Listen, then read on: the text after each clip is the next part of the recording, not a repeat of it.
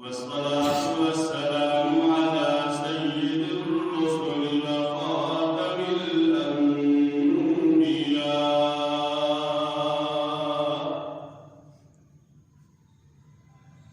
محمد المصطفى وأحمد المجتبى وعلى آله وأصحابه نجوم الهدى.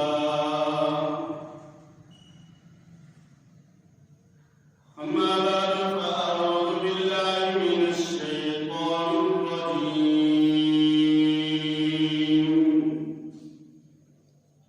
بسم الله الرحمن الرحيم.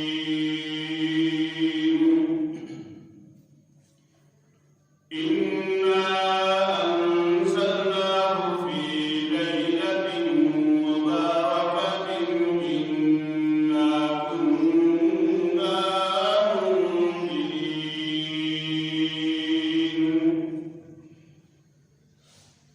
عن علي رضي الله تعالى عنه قال قال رسول الله صلى الله عليه وسلم: إذا كانت ليلة النصف من شعبان فقوموا ليلها وصوموا نهارها، أو كما قال عليه الصلاة والسلام: صدق الله وصدق رسوله النبي الكريم.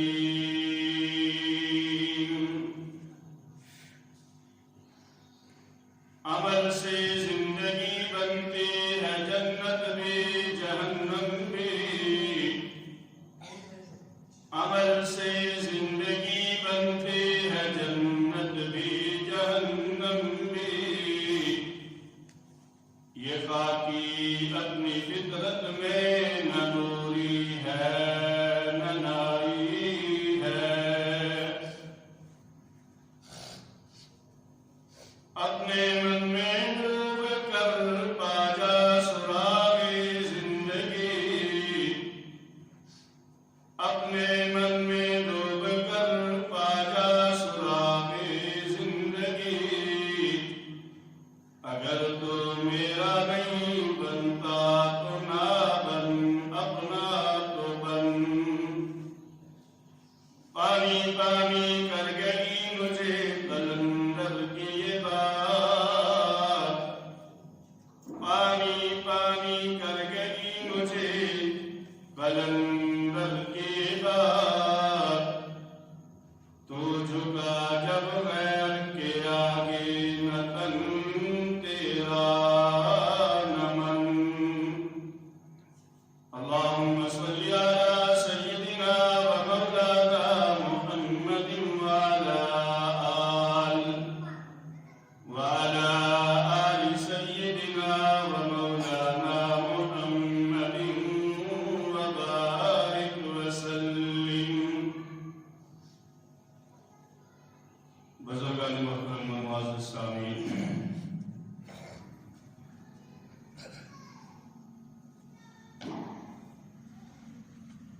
شعبان کا مہینہ چل رہا ہے.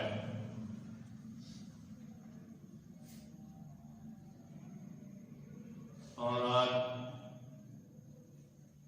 شعبان کی 11 تاریخ ہے.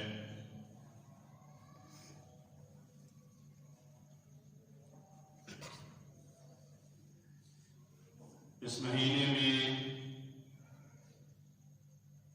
ایک رات ہے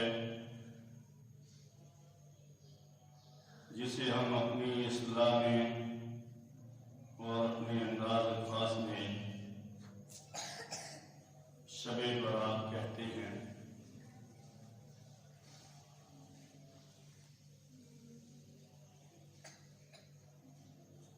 حدیث میں اس کے مختلف نام آئے ہیں.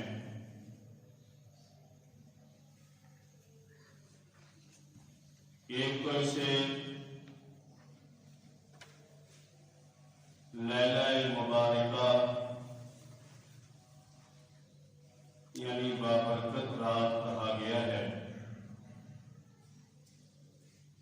جیسے قرآن مجید فرقان حمید میں ہے اِنَّا أَنزَلْنَاهُ فِي لَيْلَةٍ مُبَارَكَةٍ إِنَّا كُنَّا مُنذِرِينَ۔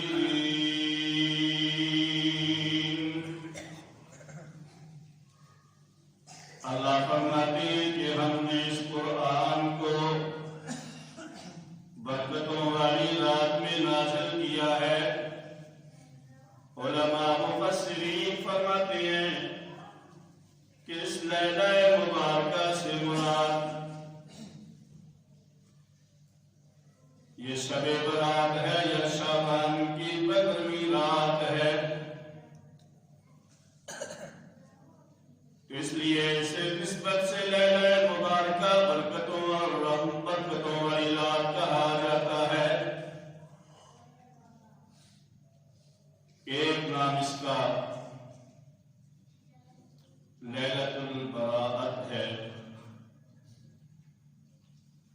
جسے ہم لیلۃ البراءت یہ عربی میں ہے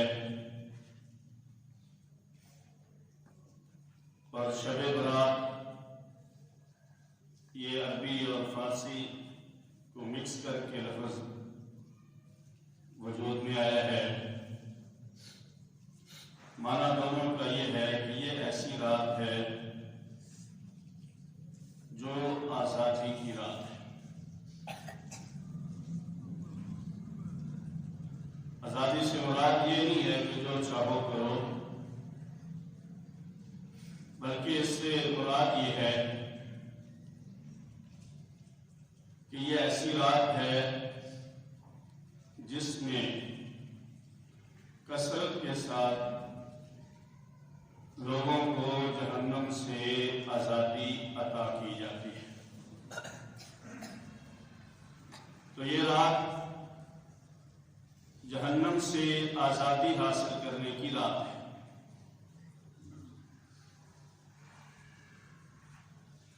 حدیث میں آتا ہے نبی اکرم صلی اللہ علیہ وسلم نے ارشاد فرمایا کہ یہ ایسی رات ہے جس رات میں اللہ رب العزت بنی کلب کی بکریوں کے بالوں کے برابر لوگوں کو جہنم سے آزاد فرماتے ہیں۔ عرب میں ایک قبیلہ مشہور تھا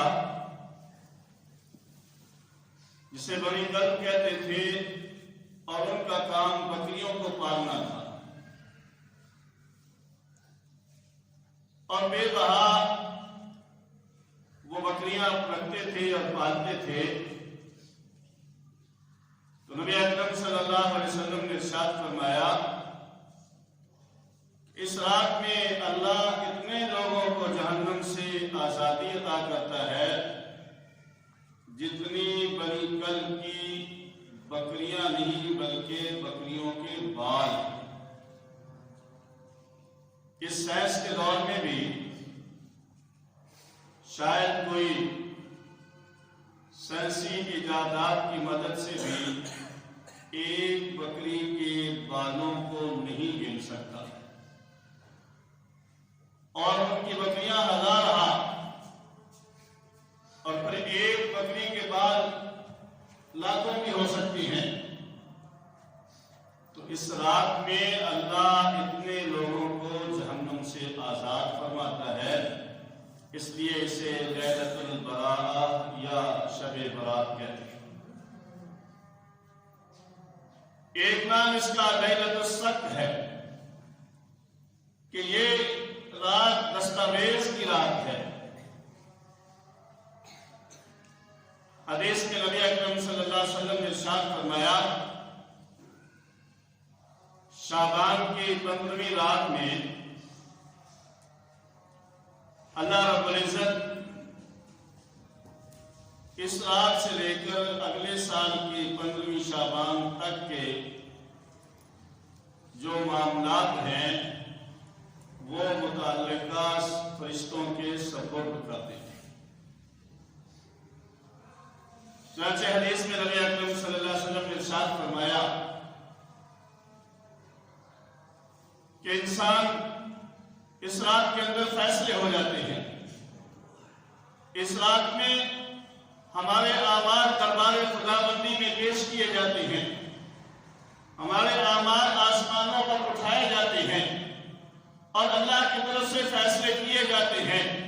یہ فیصلے کی بھی رات ہے, دستاویز کی بھی رات ہے, اور سارے معاملات کو فرشتوں کے سپرد کرنے کی رات ہے. حدیث میں آتا ہے اس سال سے لے کر اگلے سال تک, اس سال کے دوران جس نے اس دنیا میں آنا ہے, جس نے پیدا ہونا ہے, وہ بھی فرشتوں کے سپرد کر دیا جاتا ہے, انہیں بتا دیا جاتا ہے. اور جس نے اس دنیا سے رخصت ہونا ہوتا ہے, جس کا انتقال کا وقت متعین ہوتا ہے, اور اس سال سے اگلے سال کے درمیان اس نے اس دنیا سے کوچ کرنا ہوتا ہے, اس کا نام بھی ملک الموت کے سپرد کر دیا جاتا ہے.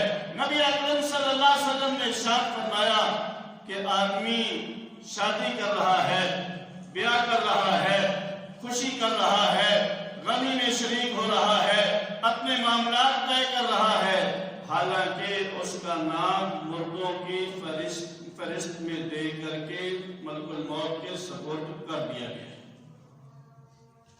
تو حضرات محترم, یہ رات لیلۃ الصق بھی ہے, دستاویز کی رات ہے, فیصلے کی رات ہے. اسی طرح اس رات کو لیلۃ المغفرہ بھی کہا گیا ہے کہ یہ مغفرت اور بخشش کی رات ہے. اس رات کے اندر اللہ رب العزت اپنے بندوں کے گناہوں کو معاف فرماتے ہیں. ہماری اس رات کے اندر مغفرت ہوتی ہے, اس رات کے اندر ہمارے گناہوں کو معاف کیا جاتا ہے, اور جو اللہ سے اپنی معافی مانگتا ہے, اپنے گناہوں کی معافی اور بخشش مانگتا ہے, اللہ اس کے گناہوں کو معاف کر دیتا ہے. اس لیے یہ لیلہ مغفرہ بھی ہے, بخشش اور مغفرت کی بھی رات ہے, اور یہ اللہ سے مانگنے کی بھی رات ہے. حدیث میں نبی اکرم صلی اللہ علیہ وسلم نے ارشاد فرمایا کہ ویسے تو ہر رات کے آخری چوتھائی حصے میں اللہ رب العزت اپنی رحمت کا نزول اور اپنی رحمت خاصہ پہلے آسمان پر ڈالتے ہیں, اور اللہ کی طرف سے اعلان کرنے والا یہ اعلان ہر رات میں کرتا ہے, اور وہ رات کے آخری حصے میں کرتا ہے. لیکن یہ جو 15 شعبان کی رات ہے, یہ جو شب برات ہے, اس رات میں اللہ کی یہ رحمت خاصہ شام ہوتے ہی, مغرب ہوتے ہی, سورج کے غروب ہوتے ہی وہ رحمت اللہ پہلے آسمان پر ڈال دیتے ہیں, اور اللہ کی طرف سے شام ہوتے ہی اور غروب آفتاب سے لے کر صبح صادق تک اللہ کی طرف سے یہ اعلان کیا جاتا ہے, حل من مستغفر فاغفر لہ, ہے کوئی گناہوں کی معافی مانگنے والا, ہے کوئی اپنے گناہوں کی بخشش مانگنے والا, کہ وہ آج مجھ سے آ کر اپنے گناہوں کی معافی مانگ لے, میرے سامنے سجدہ ریز ہو کر اپنے آنکھوں سے آنسو بہا کر آوازاری کر کے شرمندگی اور اپنے افسوس زندگی کا احساس کرتے ہوئے مجھ سے اپنے گناہوں کی معافی مانگ لے, میں اس کے گناہوں کو معاف کر دوں گا.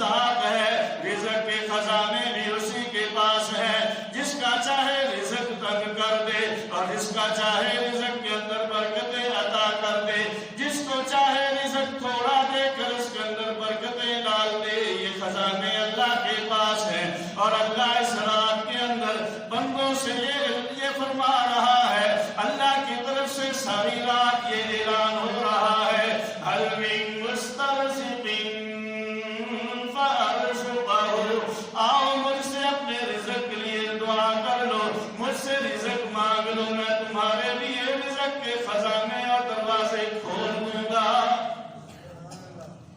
هل من مبتلا فهو فيه، ہے کوئی پریشانیوں میں گھرا ہوا، ہے کوئی دکھوں میں مبتلا، ہے کوئی پریشانیوں کے اندر مبتلا، وہ آئے اور آ کر مجھ سے اپنے لیے عافیت مانگ لے، پریشانیوں سے نجات مانگ لے، دکھوں سے دکھوں کا مداوا مانگ لے، مجھ سے آ کر اپنی پریشانیوں کا حل مانگ لے، میں اس کی پریشانیوں کو دور کر دوں گا۔ هل من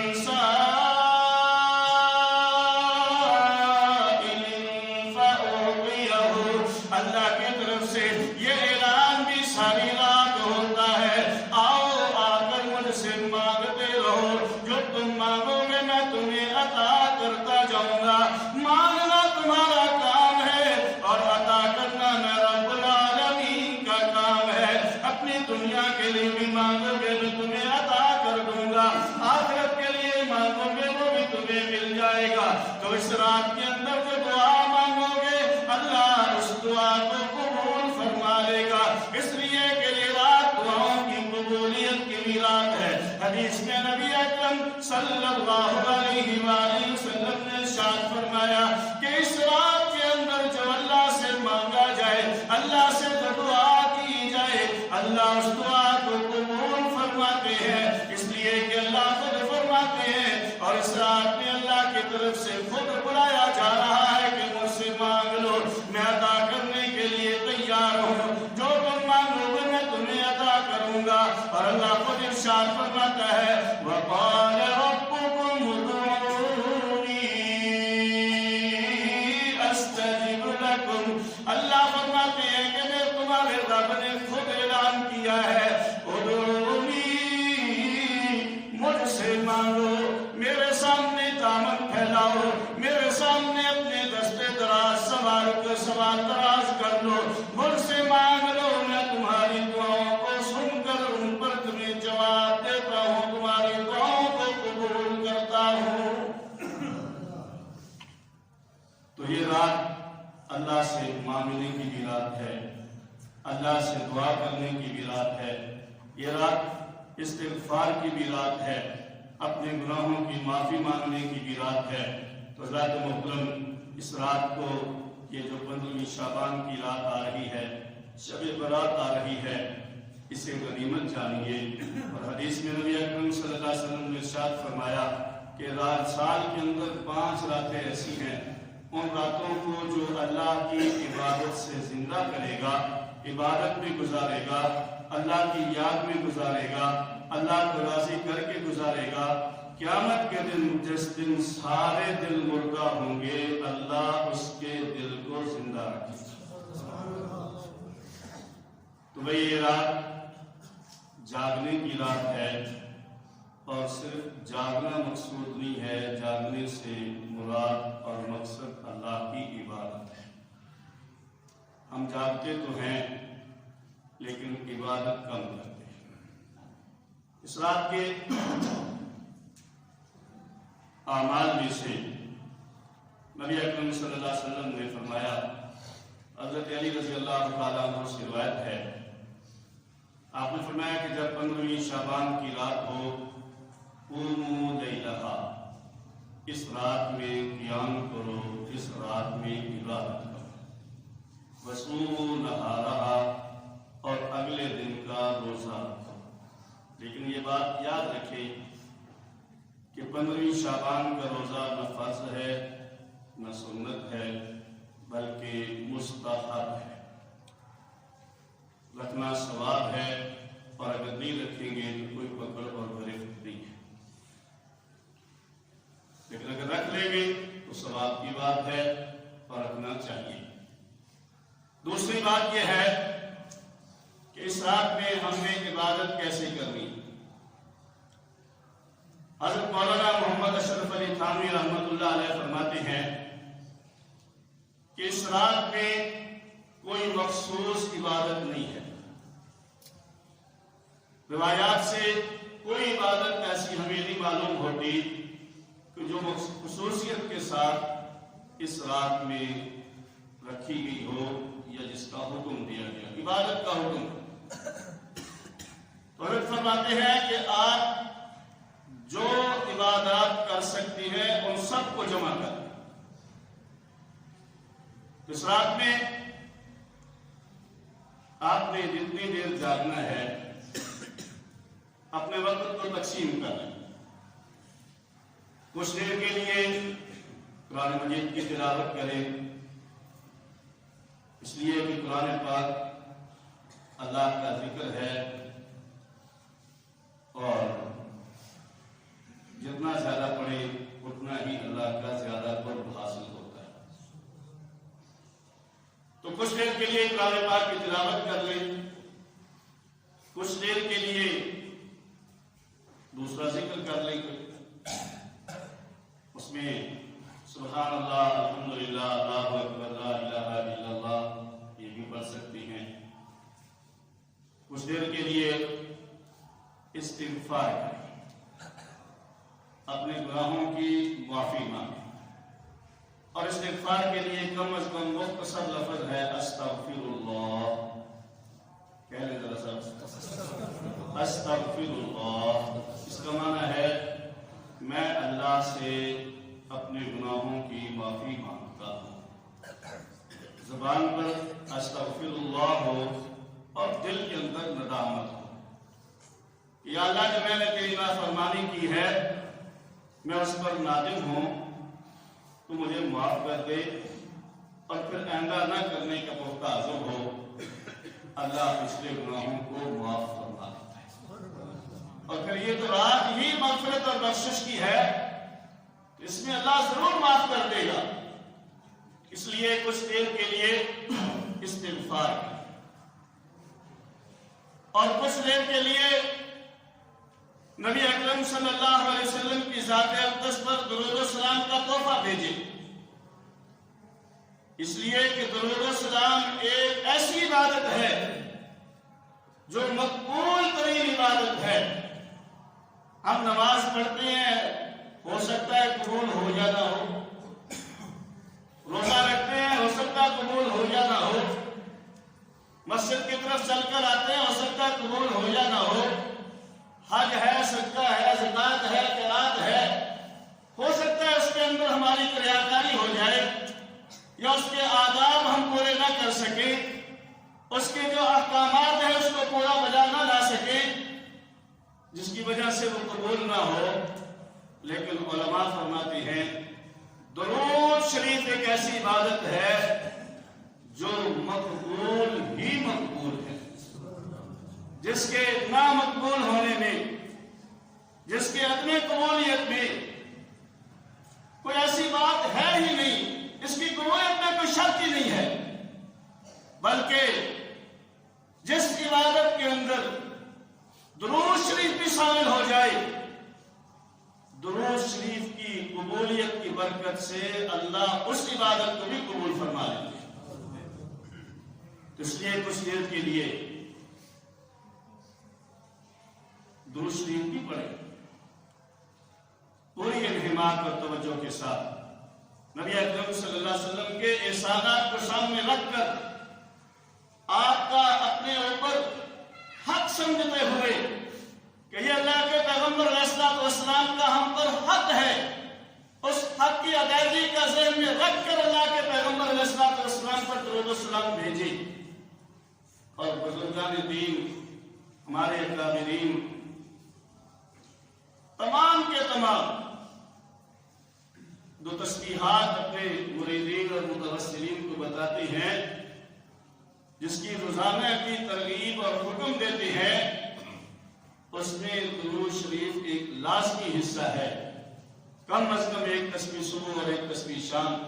نہیں بڑا درود شریف پڑھ سکتے تو کم از کم صلی اللہ علیہ وآلہ وسلم، یہ تو سب کو آتا ہے، پڑھے ذرا صلی اللہ علیہ وآلہ وسلم، سب کو آتا ہے.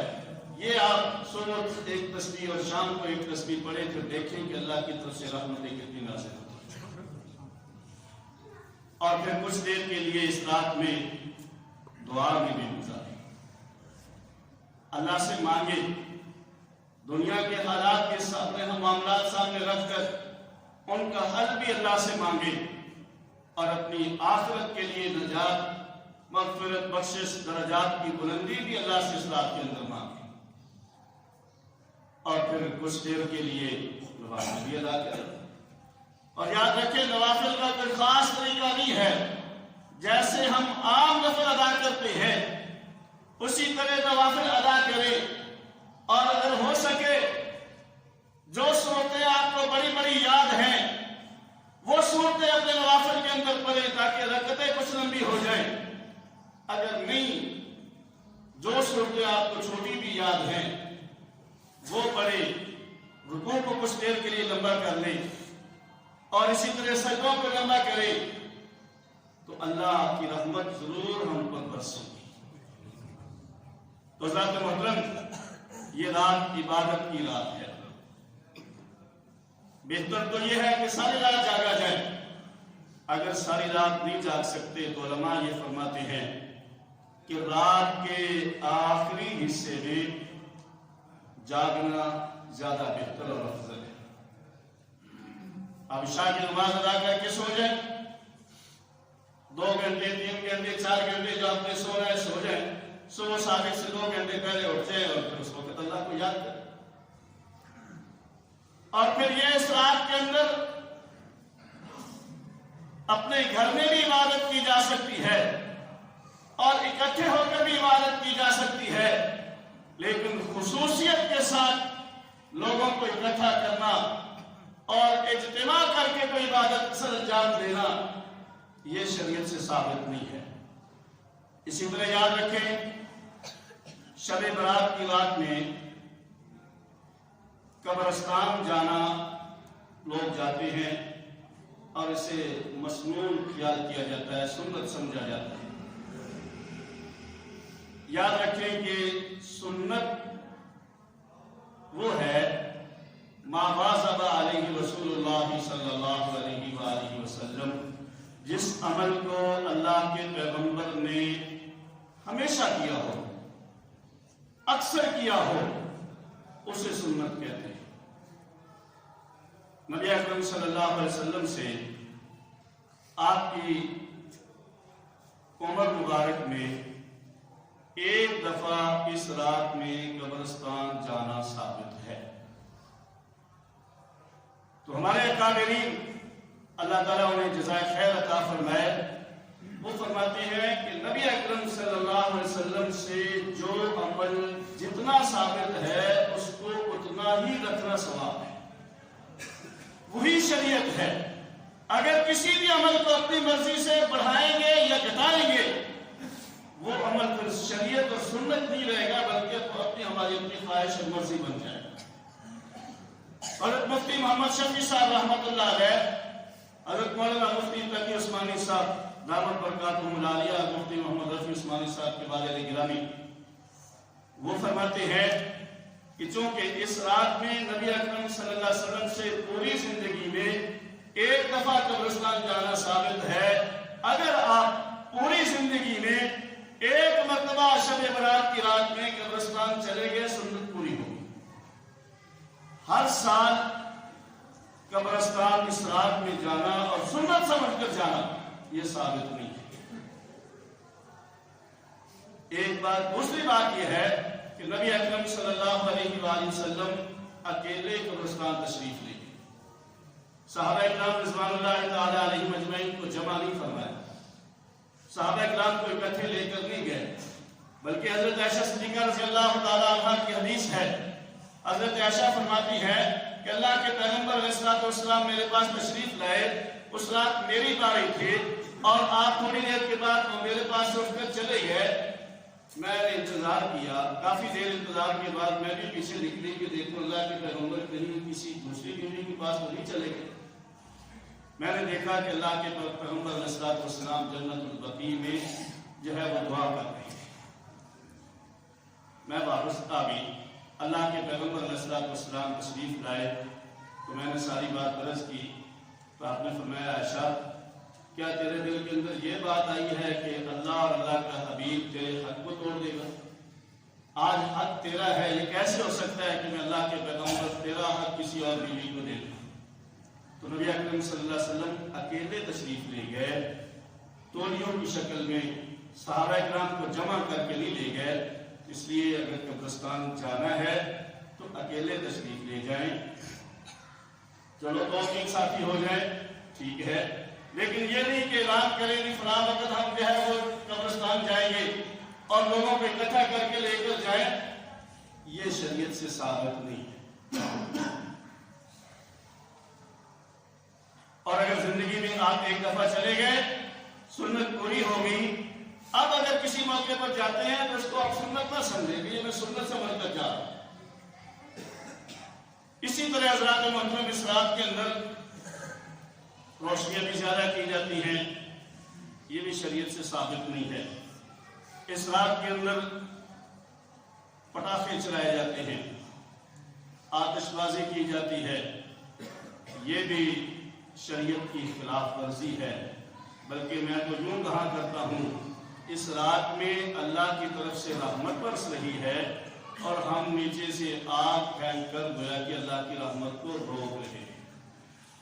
تو بھائی اپنے بچوں کو سمجھائیں، روکیں اور انہیں پٹاخوں وغیرہ کے لیے پیسے نہ دیں، یہ اسراف نہیں بلکہ تبذیر ہے، جسے قرآن نے تبذیر کہا ہے۔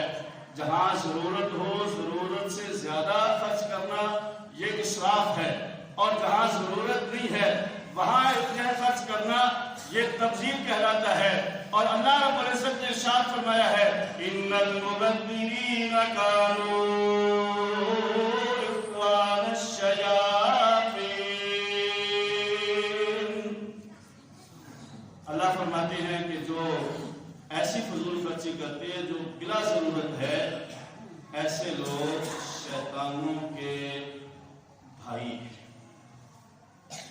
اب بچے تو ناسمجھ ہیں، جنہیں اللہ نے عقل اور شعور دیا ہے، سمجھداری دی ہے، وہ اپنے بچوں کو روک سکتے ہیں، اور پھر اس سے نقصانات بھی ہوتے ہیں۔ تو بہرحال یہ پٹاخوں وغیرہ سے بھی اپنے آپ کو بچانا چاہیے۔ صدقہ خیرات تو اپنی حیثیت ہو آپ کر سکتے ہیں، کرتے رہنا چاہیے، لیکن اس کے ذات کے ساتھ کوئی مخصوص نہیں ہے۔ آخر میں مختصراً احادیث سے جو ہمیں معلوم ہوتا ہے کہ یہ جو رحمتوں کی رات ہے، مغفرتوں کی رات ہے، عام معافی کی رات ہے، اللہ کی رحمت بارش سے بھی زیادہ اس رات کے اندر برستی ہے اور ساری رات برستی ہے، اور اللہ خود معافی مانگنے والوں کو کے لیے اعلان کرواتے ہیں کہ مجھ سے معافی مانگو، میں تمہیں معاف کرنے کے لیے تیار ہوں، مانگو تو صحیح۔